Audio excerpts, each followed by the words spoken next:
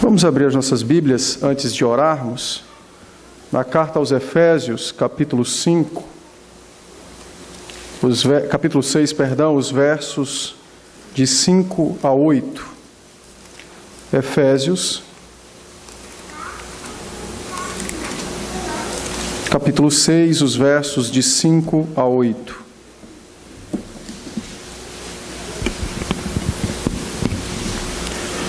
Diz assim então a palavra do Senhor. Efésios, capítulo 6, os versos de 5 a 8.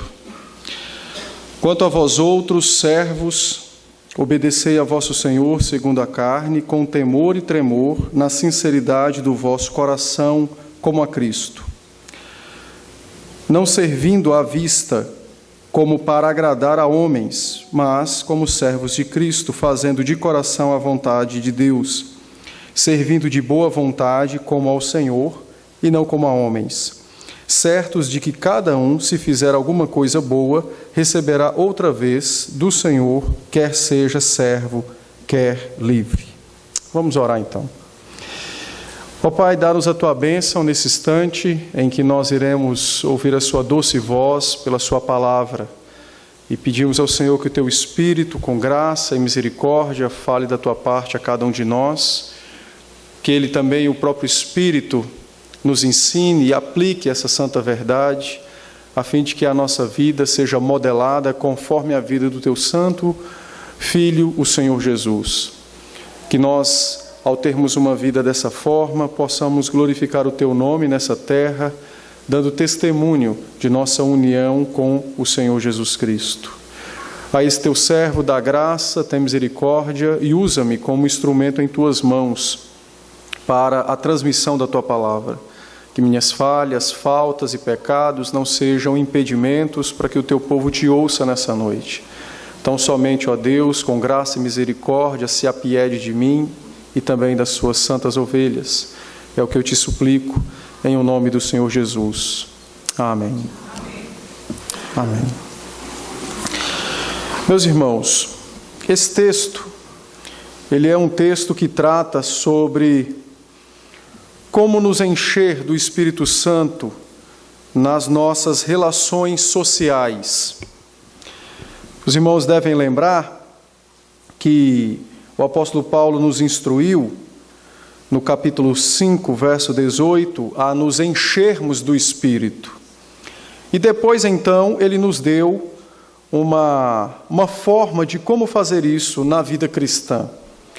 No verso 19, ele disse que nós nos encheríamos do Espírito quando nós cantássemos a palavra, quando nós falássemos da palavra uns aos outros e quando orássemos a palavra. Também nos disse que nós nos encheríamos do Espírito quando nós manifestássemos gratidão ao Senhor por todo o benefício que o Senhor tem feito a cada um de nós. E no verso 21, ele então diz que nós nos encheremos do Espírito à medida que nos sujeitarmos uns aos outros no temor de Cristo.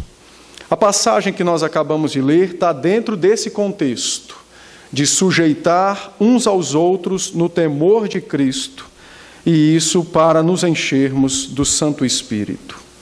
Antes de aprofundarmos então sobre encher do Espírito Santo no nosso trabalho, nas nossas relações sociais, permitam-me falar um pouco do contexto histórico em que esse texto foi trazido à igreja dos Efésios. O texto fala de servos, a palavra aqui é escravos no original. Escravos, obedeçam a vosso Senhor segundo a carne e façam isso com temor e tremor e com sinceridade dos vossos corações. A escravidão, ela foi uma prática econômica muito comum no mundo antigo e de modo muito específico na região do Mediterrâneo, que é onde você tem parte do Império Romano e também a Palestina como um todo.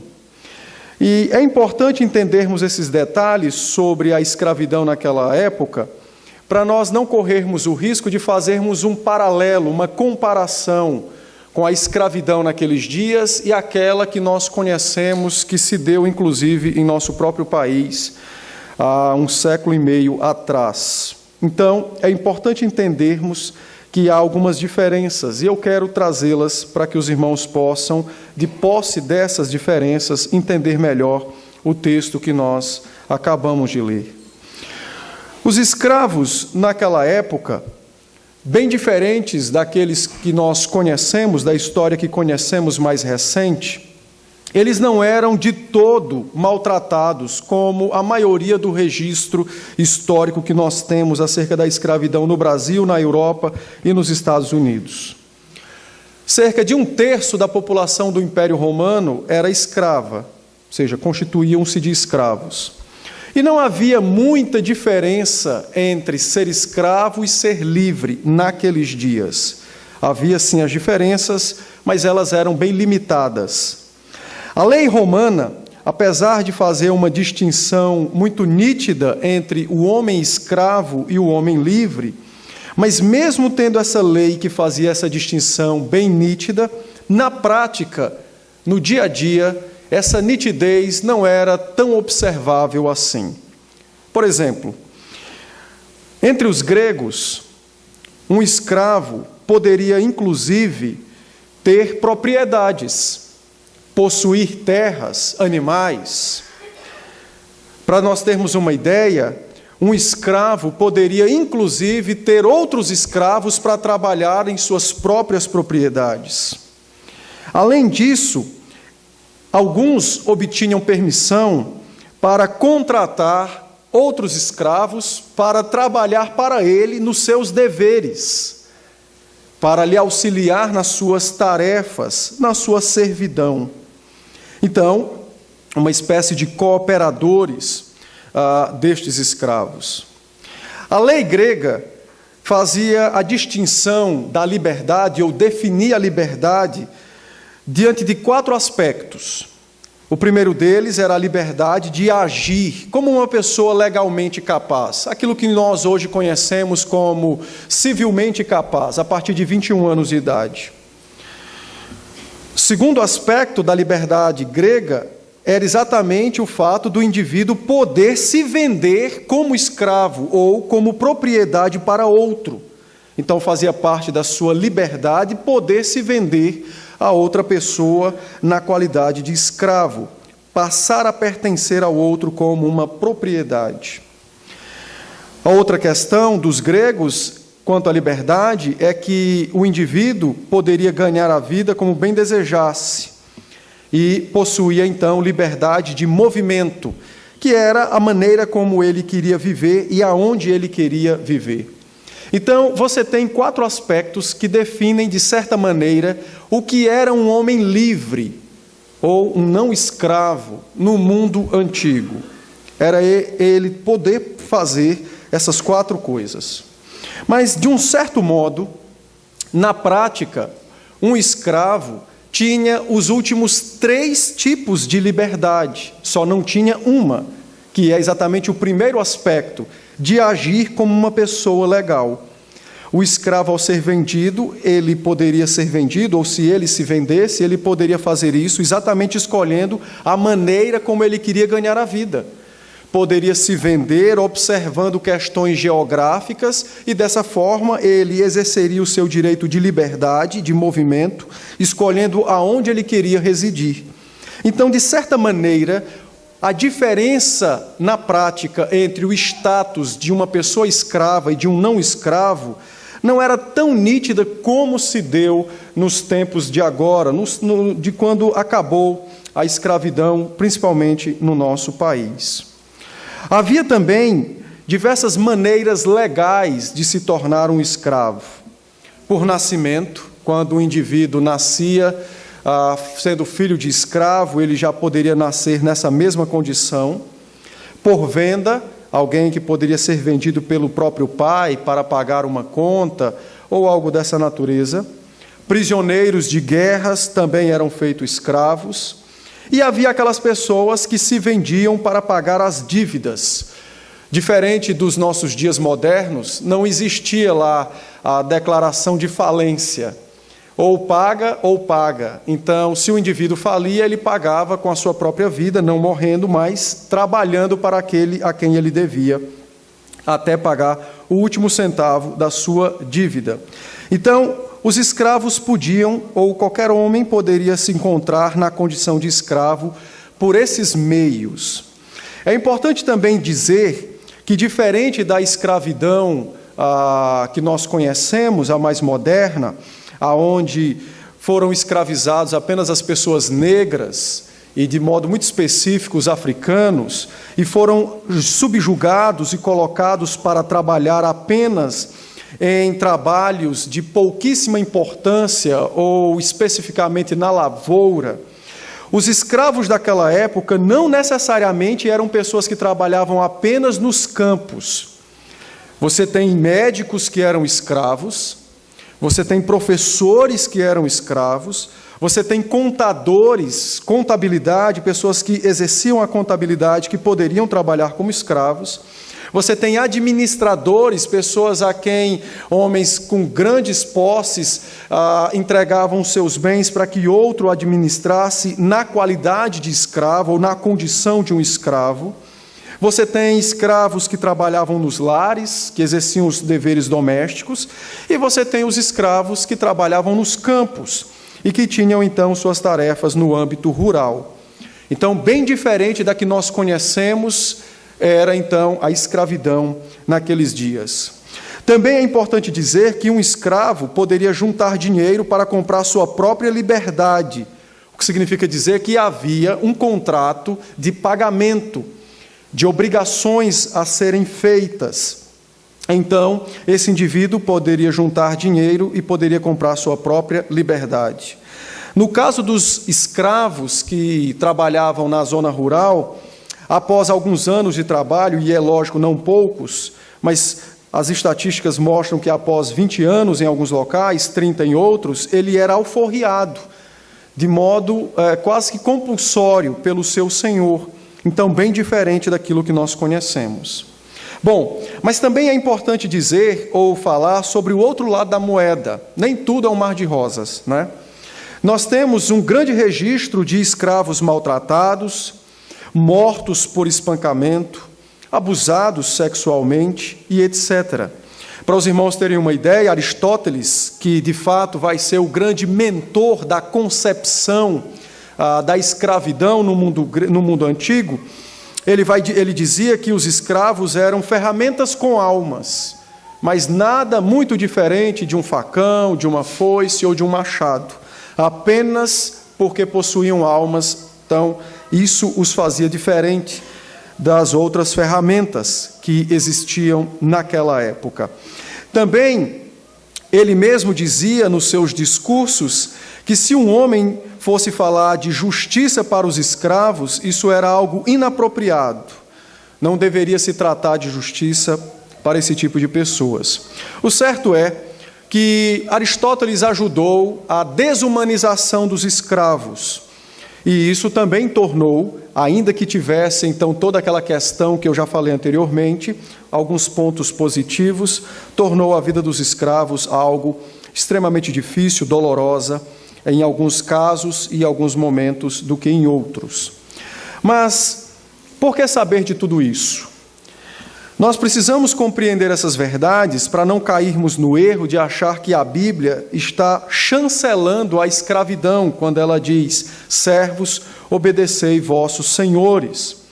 A Bíblia não está legalizando a escravidão, nem muito menos dizendo que Deus abençoa a escravidão. Pelo contrário. Entretanto, a Bíblia também não dá permissão para as revoluções. Não há em nenhum canto das Escrituras uma ordem que diga que aos escravos lhe é permitido se levantarem contra seus senhores ou patrões para tomarem suas casas, propriedades ou coisas dessa natureza. Não há essa permissão bíblica para as ações revolucionárias. Então, o que a Bíblia nos faz nessa questão da escravidão? A palavra nos ensina que, seja qual for a estrutura social, é possível a um homem salvo por Jesus Cristo viver de forma santa nessa estrutura. É isso que a palavra nos ensina. seja vivendo na época ou nos tempos da escravidão do mundo antigo, ou seja vivendo agora numa época onde não há escravidão e há ampla liberdade, como nos nossos dias, em qualquer que seja o momento e a circunstância, a palavra nos ensina como viver satisfatoriamente para Cristo neste mundo, não estando nós ligados ou presos à estrutura social da qual fazemos parte em nosso tempo. E por isso, então, é importante esses detalhes, a fim de podermos agora cativar nossa mente e nosso coração ao ensino que a palavra nos traz. O apóstolo, então, disse aos servos, talvez aqui dentro de um ambiente doméstico, mas o certo é que aplicou-se a todos os escravos cristãos em todas as épocas e a nós também nos dias de hoje.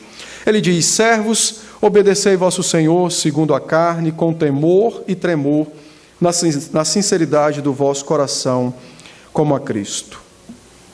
O apóstolo lembra aos escravos e a nós também que é possível sermos cheios do Espírito Santo no âmbito do nosso trabalho. Olhando então o verso 21 do capítulo 5, como nós já fizemos, ele diz: sujeitai-vos uns aos outros no temor de Cristo. Então agora o apóstolo diz que nós iremos nos encher do Espírito à medida que nós nos sujeitarmos àqueles que estão acima de nós nas posições sociais que Deus assim permitiu que existisse. A orientação apostólica é para nós não dividirmos a vida cristã em duas faces, uma dentro da igreja, outra fora dela. O nome para essa divisão chama-se paganismo, dualismo. É quando se divide a vida entre sagrada e profana, ou quando muitos dividem a vida com o seguinte argumento: na igreja eu sirvo a Cristo, no meu trabalho ou nas minhas relações sociais eu sigo aquilo que a maioria segue, ou eu ando conforme a circunstância. A orientação apostólica é exatamente o oposto para isso. O apóstolo então diz àqueles irmãos que talvez esperavam uma palavra dele dizendo fujam ou se revoltem, Paulo diz: não funciona assim. Revoltas ou fugas não trarão a vocês a verdadeira liberdade que Cristo alcançou na cruz do Calvário. Revoltas e fugas não trarão a vocês o verdadeiro crescimento do Espírito Santo ao qual Deus preparou para vós, seja qual for a circunstância em que estais a viver. O apóstolo Paulo, ao falar aos escravos e dizer a eles para obedecer aos seus senhores, Paulo lembra a esses escravos que a vida dos homens é dirigida por Deus, inclusive a vida de um escravo. O Senhor, o nosso Deus bendito, que dirige a vida dos homens, não dirige apenas a vida do doutor, do médico, do juiz, do presidente. Pelo contrário, ele dirige também a vida daquele que trabalha nas posições mais humildes da sociedade. E é exatamente isso que o apóstolo quer que aqueles escravos se lembrem. E é exatamente isso que Deus quer que nós também nos lembremos no dia de hoje. Assim como aqueles escravos são lembrados que o Senhor dirige suas vidas, assim Deus quer nos lembrar que Ele também dirige as nossas. E não importa o que façamos, Deus contempla as obras das nossas mãos, sejam elas de grande importância para os homens, ou sejam elas de nenhuma importância para eles. Mas o certo é que nada do que fazemos passa despercebido aos olhos do nosso Deus. Paulo disse àqueles irmãos, assim como diz a nós também, que no nosso trabalho nós temos uma oportunidade maravilhosa para agradar ao Senhor Jesus Cristo. E também temos, da parte de Deus, uma excelente oportunidade para testemunharmos do seu amor por nós, quando Ele se importa conosco e com aquilo que fazemos. O apóstolo, ao ordenar aos escravos que obedecessem aos seus senhores, Paulo diz: a fé cristã não foi trazida a este mundo para destruir as ordens sociais ou culturais. Não foi para fazer isso. A fé cristã, na verdade, estabelece um padrão de vida celestial, aonde os homens e mulheres honram a Cristo e exaltam o nome do seu Salvador antes de buscar a exaltação de seu próprio nome. Deus não trouxe a sua palavra nem o seu Filho para destronar reis. Deus, na verdade, trouxe a sua palavra e o seu Filho para salvar tanto reis quanto súditos e para tirar das mãos de Satanás todos aqueles que lhe pertenciam por decreto de eleição.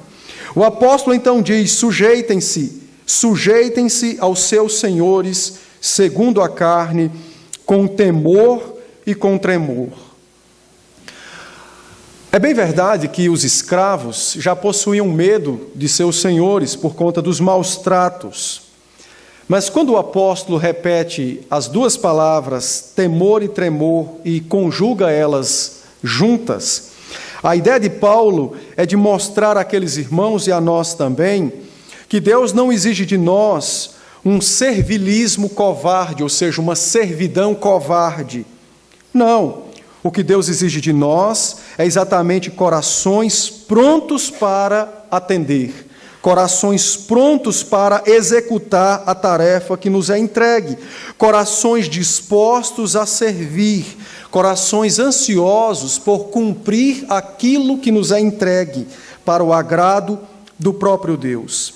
Paulo diz: sirvam aos seus senhores com temor e tremor, ou seja, tragam aos seus corações o entendimento bíblico e teológico de que servir aos seus senhores é a melhor coisa que você pode fazer.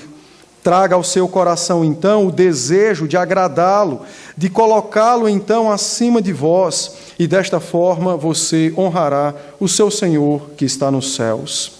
Paulo diz, quando ele fala com sinceridade no vosso coração como a Cristo, ele diz que o Senhor Jesus Cristo, pelo seu Espírito, habilitou o coração dos homens a obedecer e a sujeitar-se àqueles que estão acima deles.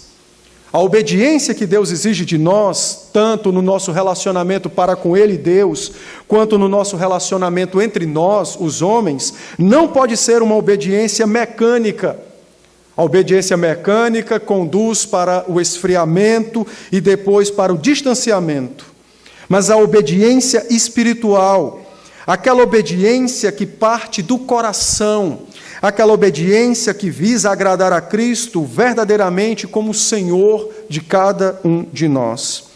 Paulo então diz que aos escravos, quando eles fossem obedecer aos seus senhores, não olhassem apenas os rostos dos seus senhores, mas pela fé pudesse contemplar na face dos seus senhores a face do próprio Senhor Jesus Cristo. Cristo habilitou o nosso coração para essa obediência e para esse sujeitamento, e é exatamente por estarmos habilitados a cumprir esta ordem que nós somos cheios do Espírito à medida que damos atenção, à medida que damos valor e à medida que nós buscamos cumpri-la. Parte do nosso serviço a Cristo constitui-se em obedecer às nossas autoridades.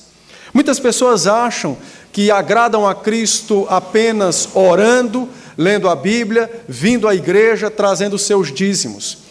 Mas no seu relacionamento com as outras pessoas se comportam como verdadeiros incrédulos, pessoas intragáveis, obstinadas de coração, de dura cerviz, que não respeitam as autoridades e não se submetem a elas. Pois eu vos digo, se esse for o comportamento de alguém que está entre nós, de forma alguma você agrada a Cristo. Porque você se comporta de maneira fingida para com aquele que olha não apenas o que está na aparência, mas aquele que olha para o coração. Paulo nos diz que servir a Cristo implica exatamente em servir as nossas autoridades, em nos submeter a elas. Ora, isso é lógico. O Senhor Jesus Cristo, Ele mesmo fez isso quando, sendo Deus, se colocou debaixo de sujeição ou do julgo dos fariseus, dos saduceus e do próprio Pilatos, porque nós faríamos de forma diferente. Paulo nos diz que o senhor daqueles homens era uma autoridade em suas vidas, assim como o patrão hoje é uma autoridade na vida do funcionário. Paulo diz: trate-os com respeito e com temor, porque desta forma vocês servirão a Cristo. E é interessante essa palavra do Senhor a nós, porque não faltam queixas dos patrões ou dos superiores para com o comportamento de alguns crentes nas suas empresas. São pessoas malcriadas, respondonas, linguarudas, são pessoas que às vezes pronunciam palavrões, insubmissos, são pessoas que não dão prova de que houve mudança em seus corações, não dão prova de que o Espírito habita em suas almas. O apóstolo diz: não é assim que servimos a Cristo. Não é assim que nós adoramos o nosso Cristo. Não é assim que nós o cultuamos. Se os irmãos abrirem suas Bíblias comigo, na primeira carta de Pedro, capítulo de número 2, versos de número 18 a 25. 1 Pedro,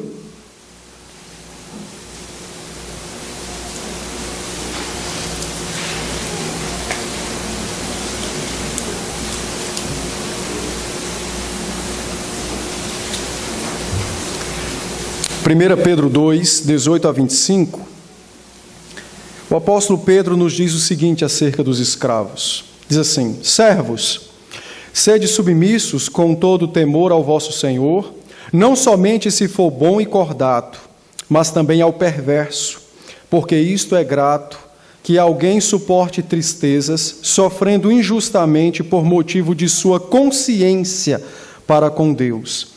Pois que glória há, se pecando, e sendo esbofeteados por isso, o suportais com paciência, se, entretanto, quando praticais o bem, sois igualmente afligidos, e o suportais com paciência, isto é grato a Deus. Porquanto, para isto mesmo fostes chamados, pois que também Cristo sofreu em vosso lugar, deixando-vos exemplo para seguirdes os seus passos, o qual não cometeu pecado, nem dolo algum se achou em sua boca, pois ele, quando ultrajado, não revidava com ultraje, quando maltratado, não fazia ameaças, mas entregava-se àquele que julga retamente, carregando ele mesmo em seu corpo sobre o madeiro os nossos pecados, para que nós, mortos para os pecados, vivamos para a justiça, por suas chagas fostes sarados. Porque estáveis desgarrados como ovelhas, agora, porém, vos convertestes ao pastor e bispo de vossas almas.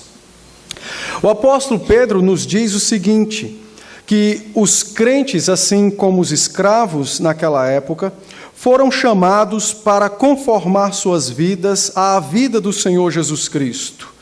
E eles deveriam ser fiéis a Cristo, independentemente das circunstâncias. Ser um bom funcionário ou um bom crente, quando o meu patrão é bom, não tem glória nem honra nisso. Mas ser um bom funcionário e um crente zeloso, de bom testemunho no meu ambiente de trabalho, aonde os meus colegas, aonde o meu patrão ou o meu superior são pessoas horríveis, há glória nisso. Pedro diz: o que adianta você sofrer ameaças, injúrias, você sofrer reprimendas do seu patrão, sendo que você as merece, e você ouve isso e suporta com paciência tudo aquilo porque não quer perder o seu trabalho? Que bem há nisso? Nenhum, porque as ameaças e as reprimendas são exatamente o lucro do seu mau comportamento. Mas quando você se comporta bem e dá bom testemunho, mesmo diante de homens ímpios e maldosos, e estes vos ameaçam e vos maltratam e querem o vosso mal, e vocês ouvem tudo isso e sofrem com paciência, e em vossas mentes entregam cada uma dessas dores ao seu Deus, então isso é grato diante de Deus, pois foi exatamente desta forma que o Senhor Jesus Cristo agiu diante dos seus malfeitores. Não revidou com ultraje quando lhe ultrajaram, não revidou com ameaças quando lhe ameaçaram, mas entregou-se ao seu Deus e Pai, que é nosso Deus e Pai também. Então Pedro, em consonância com o que o apóstolo Paulo nos ensina aos Efésios, diz que sofrer por causa de Cristo é infinitamente melhor do que passar bem neste mundo com a ajuda de Satanás. Sofrer por causa de Cristo é infinitamente melhor do que passar bem neste mundo com a ajuda de Satanás, porque nós fomos chamados para imitar o Senhor Jesus Cristo, do qual é nosso padrão, tanto como maridos, como mulheres, de filhos, como pais e agora de funcionários. Os escravos não deveriam se revoltar contra os seus senhores, mas em bom testemunho e vida piedosa de obediência e sujeição, eles, em silêncio, diriam que só há um Senhor nos céus e na terra, o próprio Cristo, a quem seus corações pertencem, e por esta causa vivem e se comportam assim. A verdadeira revolução que os crentes promovem na terra não é com armas, não é com exércitos, mas é exatamente com vidas piedosas que anunciam aos homens que só há um Senhor nos céus e na terra. E por este Senhor nós nos dispomos a sofrer e morrer. Por este Senhor somos animados a obedecer e amar quem nos maltrata e quem nos persegue. Por este Senhor nos colocamos à mercê daqueles que o mal querem nos fazer. Paulo diz, obedeçam aos seus senhores. Pedro diz, Cristo vos chamou para ser como Ele, achado como um servo fiel em obediência a todo aquele que foi posto por autoridade sobre sua vida. É bem verdade que o Senhor Jesus Cristo, mesmo sendo Deus, mas Ele se colocou debaixo da autoridade dos principais religiosos da época. Colocou-se debaixo da autoridade de Pilatos, sendo ele Cristo o governador dos céus e da terra. E fez tudo isso porque sua alma estava apegada ao seu Pai. E é exatamente isso que Cristo nos ensina. Se queremos honrar a Cristo no nosso ambiente de trabalho, apeguemos o nosso coração ao nosso Pai e não trabalhemos, nem muito menos obedeçamos àquele que Deus colocou como superior a nós para manter o nosso emprego, mas façamos isso para a glória de Cristo, e certamente Cristo nos dará a manutenção do nosso trabalho. Paulo diz, meus irmãos, obedeçam, submetam-se. Essa é uma palavra muitas vezes difícil de ouvir, obedecer e submeter. Mas são palavras que nos fazem crescer no Espírito Santo, sermos cheios dele. Eu creio que aqueles irmãos, aqueles escravos a quem o apóstolo se dirigia, ao ouvirem essa palavra, não se entristeceram como muitos acham que eles poderiam ter ficado tristes e preocupados, sem esperança, porque agora o apóstolo lhe traz uma carga. Pelo contrário, aqueles homens lembraram-se de textos como estes. Eu vou apenas citar de forma rápida, por causa do nosso tempo.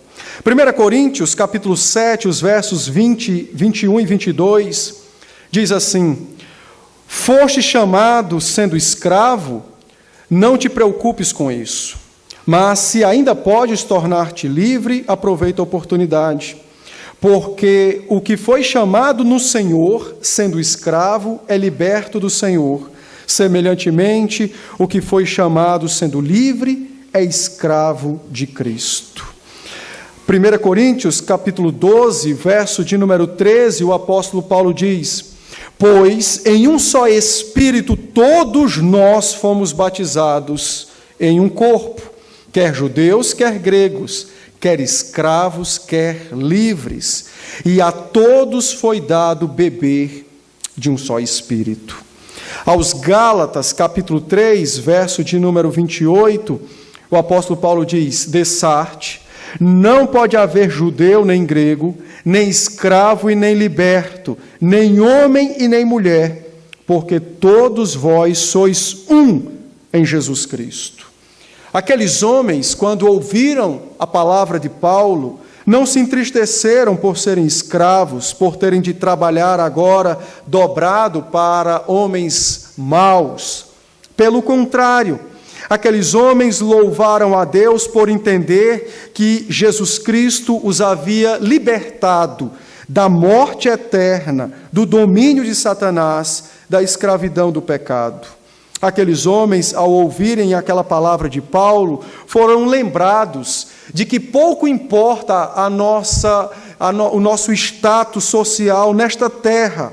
Pouco importa se somos de grande relevância aos homens ou de pouca. Isso não tem muito valor, porque a nossa estatura nesse mundo durará pouco como nós mesmos. O que realmente vale é a condição do homem diante de Deus na eternidade. A maior postura da qual devemos buscar, o maior status do qual devemos ambicionar é exatamente este, uma condição de filho diante de Deus por toda a eternidade. O próprio Senhor Jesus Cristo, falando por boca do evangelista Lucas, no capítulo 12, os versos 19 a 20, nos ensina essa verdade. Quando ele disse, nos versos de 19 a 21, ele disse: então direi, um homem rico, Jesus contou uma história de um homem rico. Então direi à minha alma: tens em depósito muitos bens para muitos anos. Descansa, come, bebe e regala-te. Mas Deus lhe disse: louco, esta noite te pedirão a tua alma, e o que tens preparado, para quem será? Assim é o que entesoura para si mesmo, e não é rico para com Deus. Não nos será, meus irmãos, de grande valia o dinheiro, os diplomas, o status que possuamos neste mundo no dia de nossa morte, no dia de nosso encontro com Jesus Cristo. O que realmente irá nos valer é exatamente a postura que nós temos diante de Deus, é o status, é a posição que nós hoje temos diante do Senhor. Se salvos ou se condenados, se de filhos ou se de reprovados, se de santos ou de pecadores impenitentes que receberão em seus próprios corpos a justiça e a ira de Deus por toda a eternidade. Eu não estou dizendo que não devemos nos esforçar para sermos o melhor na terra, não é isso. O que eu estou dizendo é que nosso coração, ainda que busque o melhor na terra, não pode se apegar a esse melhor, porque ele é passageiro. O melhor, de fato, é Cristo Jesus, santo e bendito, Salvador nosso.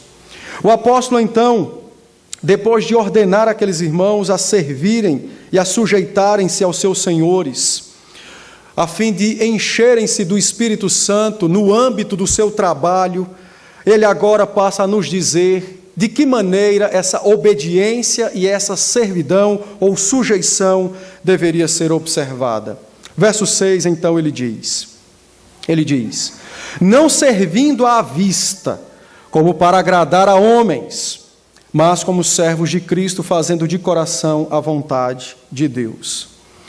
O apóstolo nos diz que o crente enche-se do Espírito Santo quando ele busca de fato servir ao seu Senhor ou ao seu patrão, e faz isso com todo o seu coração. E ele evita algumas coisas. Preste atenção. Paulo diz: não queira ser um bom servo apenas sob vigilância. Se você é um bom funcionário apenas quando está sob vigilância, significa dizer que você é um mau funcionário. Se o seu patrão não confia no que você faz e por isso coloca um vigia para lhe examinar, isso é um testemunho de que 3 coisas você tem feito. A primeira delas, você é preguiçoso. Se não tiver alguém para lhe empurrar, você não vai fazer o seu dever. Só trabalha porque é forçado pela vigilância. Jesus Cristo não se agrada da nossa preguiça. A Bíblia diz que a preguiça é um pecado. A preguiça é proveniente de Satanás, que não trabalha, ou que, voltando antes da sua queda, que não quis sujeitar-se a Deus, mas quis opor-se ao Senhor e ser Deus para não fazer aquilo que Deus lhe havia dito. A preguiça não é de Deus. Crente preguiçoso precisa arrepender-se profundamente desse pecado e suplicar de joelhos graça e misericórdia.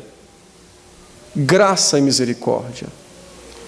Porque se você é preguiçoso para trabalhar, pode observar que você vai ser preguiçoso para ler, para orar, para vir para a igreja, para evangelizar, para cumprir seus compromissos, para ser um bom marido, uma boa mãe, para ser um bom filho. Preguiça não é não querer fazer algo, mas é algo do coração, é uma disposição da alma. É como se o indivíduo se encontrasse no direito de não fazer e que os outros façam para ele. É uma tentativa de roubar o trono de Cristo e ser servido como devemos servir a Jesus Cristo. Crente que trabalha sobre vigilância precisa arrepender-se. Não estou dizendo de colegas de trabalho, estou falando de vigilância, alguém que é fiscal. É outra história. Segunda coisa é que só coloca-se vigia para supervisionar outras pessoas, primeiro, porque é preguiçoso, segundo, porque é fingido. Olha o que o texto diz: não servindo à vista para agradar a homens, ou seja, só agrada o chefe quando ele está na frente. Como é o nome disso? Fingimento, hipocrisia. Muitos crentes são hipócritas e não entendem que Cristo examina o seu coração. São hipócritas no seu trabalho. São fingidos. Só são dedicados no que fazem quando alguém está supervisionando. Quando querem agradar alguém, quando querem pedir um desconto, ou quando quer pedir um dia de folga, então ele se esmera. Mas no restante do tempo, ele é preguiçoso, relapso, embroma, cozinha o tempo. Como a gente diz no Nordeste, é uma alma cebosa no trabalho. Os crentes precisam entender que a sinceridade faz parte de nossa fé. Sinceridade. Mas não é isso que nós ouvimos de muitos patrões ou supervisores.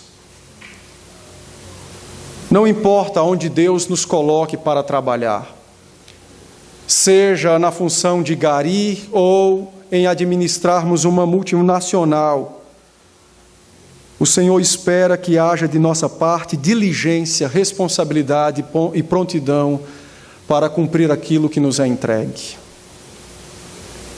Então, se você é fingido, peça ao Senhor misericórdia e abandone a sua hipocrisia, porque isso é pecado e Cristo examina o coração.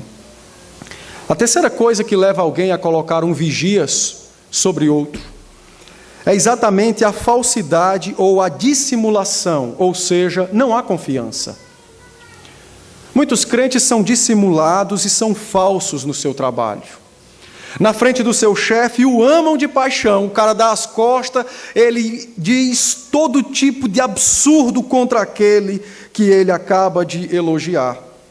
Falsidade, dissimulação, isso inspira desconfiança e por esta razão os superiores trazem vigilantes para averiguar quem é aquela pessoa e qual é o fruto de suas mãos. Por isso o apóstolo diz: não sirvam à vista para agradar a homens. Vocês são servos de Jesus Cristo. E tudo o que vocês devem fazer, diz o apóstolo, tem que ser em atenção à vontade de Deus. Fazei de coração. Os crentes não podem fazer assim. Os crentes não podem viver nessa preguiça, nessa dissimulação, nesse fingimento. Não é dessa forma que nós honramos o Senhor Jesus Cristo. Na verdade, o apóstolo está exatamente nos instruindo sobre a luta espiritual que os crentes passam dia após dia contra o seu próprio pecado, naquele ambiente em que passa boa parte da sua vida. Naquele ambiente, Paulo nos diz que os crentes lutam ou devem lutar ferozmente contra os seus pecados, que é exatamente a preguiça, a hipocrisia, o fingimento, a falsidade ou dissimulação. Paulo diz: meus irmãos, Satanás é o grande lucrador com este comportamento pecaminoso. Os crentes devem lutar contra seus pecados no ambiente de trabalho e devem fazer isso buscando sinceridade em seus corações. Paulo diz: servindo a Cristo, fazendo de coração a vontade de Cristo. Os crentes devem entender que a luta contra o pecado não se dará em mudar de emprego, mas em mudar de coração. A luta contra o pecado se dá em mudar o coração. Deus espera de nós que nós sejamos sinceros na nossa postura e na nossa fala, aonde Ele nos colocar. A palavra sinceridade, no grego, ela tem um dos seus possíveis significados, é de solteiro. Ou seja, implica não ter duplicidade, ser apenas um. Apenas um. Uma ação, um pensamento, uma fala. A sinceridade do coração, muitas vezes nós confundimos com aquelas pessoas que dizem o que querem, na hora que querem, sem respeitar quem ouve. Isso não é sinceridade. A sinceridade é exatamente o oposto da falsidade, o oposto da dissimulação, o oposto do fingimento. É ter apenas uma mente, uma ação, uma palavra. Essa mente, essa ação e essa palavra são oriundas da mente de Cristo, que nós já possuímos pelo seu Espírito e pela sua palavra. Então Paulo diz que os crentes precisam trabalhar com sinceridade.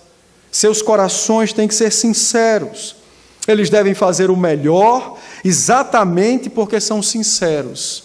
E são sinceros não aos homens apenas, mas são sinceros a Cristo, porque aquilo que eles produzem com suas mãos é oferecido como oferta ao Senhor.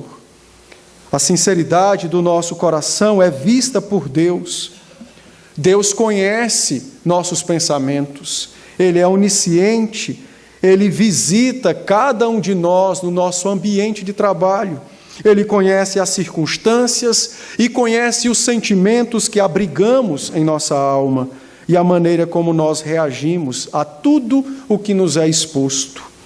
Paulo diz: sejam sinceros, meus irmãos, em todo o vosso proceder. Desta forma vocês vencerão o pecado e glorificarão a Cristo no vosso ambiente de trabalho, encher-se-ão do Espírito do Senhor, sujeitando-se e obedecendo àqueles a quem Deus colocou por autoridade sobre vós. Paulo diz que os crentes não podem trabalhar com o intuito de apenas receber o seu salário.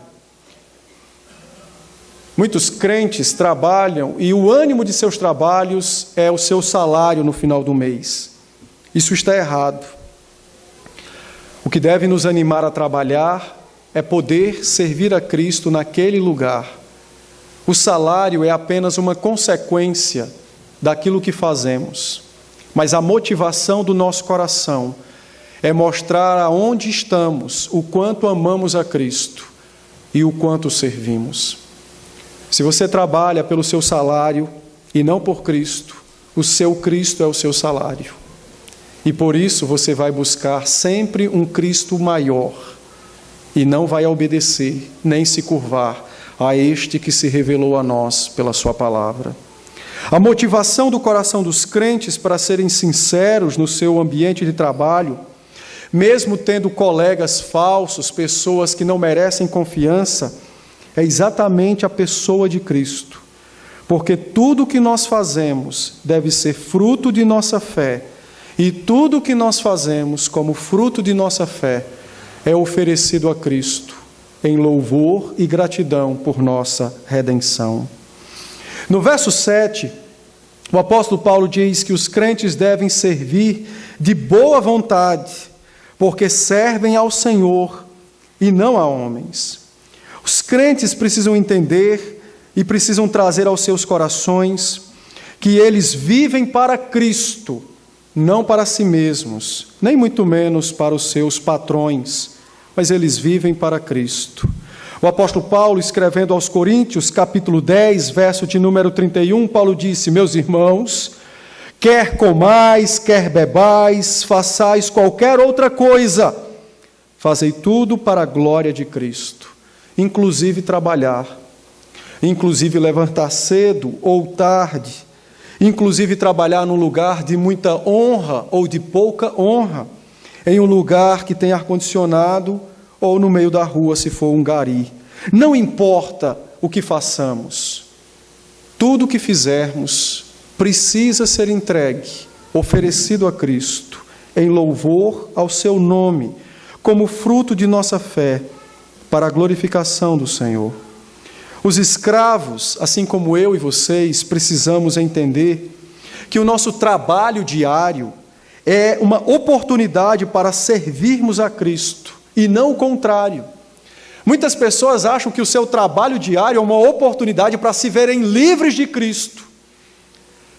Então, o que eles aprendem fica aqui e nos seus trabalhos são horríveis pessoas. Enganam, fazem apostas, jogam, mentem, roubam. O que não falta é os relatos mais horríveis acerca de comportamento de crentes. A palavra de Deus nos ensina que o nosso trabalho é uma oportunidade para servirmos a Cristo, e não o contrário, e não o inverso. No nosso relacionamento com os nossos colegas, patrões e etc., no nosso ambiente de trabalho, Deus nos coloca nas mãos uma oportunidade de adorá-lo com pessoas diferentes daquelas que nós costumeiramente temos na casa do Senhor. São oportunidades para orarmos por descrentes, são oportunidades para mostrarmos aos ateus o poder do Deus absoluto, vivo e verdadeiro, personificado por um humilde pecador salvo na cruz. Mas o nosso local de trabalho deve ser entendido por nós como um momento oportuno para servir a Cristo. Eu não estou dizendo que os irmãos devem parar de trabalhar para ficar lendo a Bíblia, cantando os hinos, não, que aí você vai ser demitido por justa causa, e eu irei apoiar a demissão. Não é assim que nós servimos a Cristo, apenas. Mas todas as vezes que nós evitarmos contendas, evitarmos mentir, todas as vezes que nós evitarmos o ganho próprio em prol do outro que ao meu lado está, nós glorificamos a Cristo e damos testemunho de que Ele reina em nossas vidas. Todas as vezes que nós alegremente cumprimos o nosso dever, mesmo que ganhando muito ou pouco, mas nos alegramos com aquilo que Deus tem nos dado, nós adoramos a Cristo no ambiente de trabalho. Todas as vezes que nós damos bons conselhos segundo a palavra de Deus, e todas as vezes que nos encontramos em situações de grande dificuldade e nos humilhamos ao pé do nosso Cristo, pedindo a Ele que nos dê direção para agir, nós adoramos e glorificamos a Cristo. Todas as vezes que alguém nos pede uma palavra e a palavra que nós damos não é a nossa, mas a de Cristo, nós o glorificamos e o adoramos. De certa forma, há uma maneira quase que infinita de adorar a Cristo no nosso trabalho. Basta sermos fiéis ao Senhor em toda e qualquer situação. Infelizmente, nós não sempre ouvimos bons relatos dos crentes, nos seus ambientes de trabalho. Crentes mal-humorados, reclamões, avarentos, cobiçosos, pessoas que querem derrubar o patrão para ficar com o que ele possui, péssimos testemunhos, pessoas que trabalham apenas porque olham para o seu salário e não para Cristo e o reino dos céus. Paulo diz: meus irmãos, sirvam aos seus senhores, segundo a carne, como a Cristo, de boa vontade, porque vocês não servem a homens, mas vocês servem a Cristo. Ele conclui no verso 8, dizendo o seguinte, que os crentes, se atenderem essa voz do próprio Cristo, cada um deles, se fizer alguma coisa boa, receberá outra vez do próprio Senhor Jesus Cristo, quer seja escravo, quer seja livre. Paulo diz que a vida piedosa no trabalho é de grande valor. A vida piedosa no trabalho é de grande valor, porque quem há de nos recompensar é exatamente aquele que nos mandou fazer. O nosso patrão? Não, o Senhor Jesus Cristo. A recompensa que nós receberemos virá de sua própria mão, tanto neste mundo quanto no porvir. O próprio apóstolo, escrevendo aos Romanos, capítulo 2, os versos 5 e 8, ou de 5 a 8, o apóstolo diz assim, Romanos 2, de 5 a 8, ele diz assim, Mas segundo a dureza e coração impenitente, acumulas contra ti mesmo ira para o dia da ira e da revelação do justo juízo de Deus, que retribuirá a cada um segundo o seu procedimento, e a vida eterna aos que, perseverando em fazer o bem, procuram glória, honra e incorruptibilidade, mas ira e indignação aos facciosos, aos que desobedecem à verdade e obedecem à mentira ou à injustiça. Então Deus vai nos recompensar, ainda que nesta terra nenhum homem pelo qual sirvamos dê algum tipo de valor ao trabalho de nossas mãos. O próprio Deus se compromete, Ele se compromete em nos honrar a cada um de nós, se nós buscarmos com perseverança sermos piedosos no nosso trabalho. Eu quero concluir dizendo o seguinte: esse texto é um texto que você poderia fazer muitas aplicações sociológicas, mas não é o foco desse texto. O texto não é mudar a sociedade pela força, mas pelo testemunho. E eu quero concluir dizendo exatamente o seguinte: